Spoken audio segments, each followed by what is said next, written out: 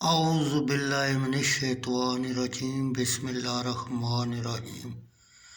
بخاری شریف جلد سوم، حدیث نمبر 1820۔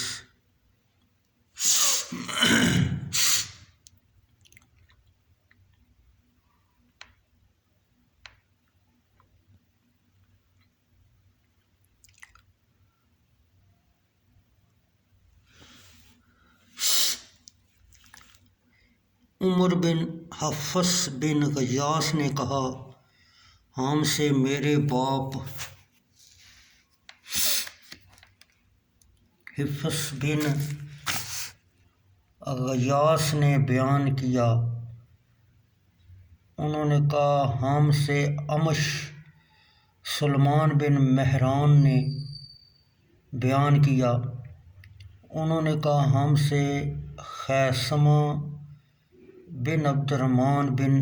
بن ابی صبرہ نے بیان کیا، انہوں نے کہا سوید بن غفلہ نے بیان کیا کہ حضرت علی مرتضیٰ رضی اللہ تعالیٰ عنہ نے فرمایا، جب میں تم سے رسول اللہ صلی اللہ علیہ وسلم سے حدیث بیان کروں، اللہ کی قسم میرا آسمان سے زمین کی طرف گرنا مجھے اس سے زیادہ پسند ہے کہ میں نبی اکرم صلی اللہ علیہ وسلم پر جھوٹ بولوں، اور جب میں تم سے وہ بیان کروں جو میرے اور تمہارے درمیان ہے تو اس میں تورات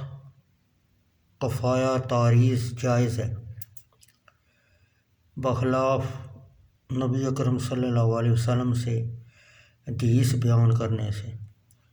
تو بلا شبہ لڑائی دھوکہ ہے۔ میں نے رسول اللہ صلی اللہ علیہ وسلم کو فرماتے ہوئے سنا کہ ان قریب آخری زمانہ میں ایک قوم ظاہر ہوگی جو نوعمر اور جاہل ہوں گے، وہ بظاہر اچھی باتیں کریں گے اور باطن اس کے خلاف ہوگا، ان کا ایمان ان کے حلقوں سے نیچے نہیں اترے گا، یعنی بولنے میں ایماندار ہوں گے اور دل سے نہیں، وہ اسلام سے ایسے نکل جائیں گے جیسے تیر شکار سے نکل جاتا ہے۔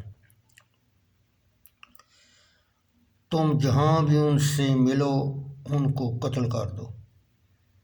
کیونکہ ان کے قتل کرنے میں جو ان کو قتل کرے گا